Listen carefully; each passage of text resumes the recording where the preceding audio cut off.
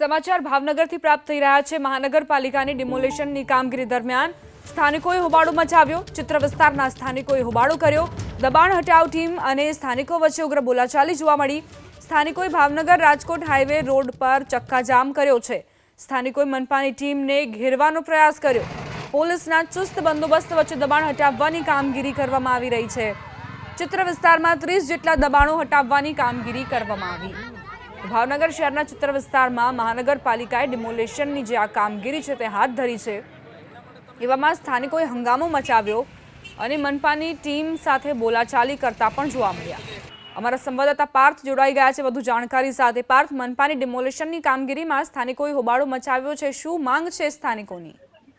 જે જણાવું જે પ્રમાણે મહાનગરપાલિકા દ્વારા શહેર વિસ્તારમાં ડિમોલેશન હાથ ધરવામાં આવ્યું છે તેના જ ભાગરૂપે શહેરના જે ચિત્રા વિસ્તાર છે કે જે ભાવનગર રાજકોટ હાઈવે રોડ ઉપર આવેલું છે ત્યાં 30 જેટલા દબાણો છે તેને દૂર કરવામાં આવ્યા છે।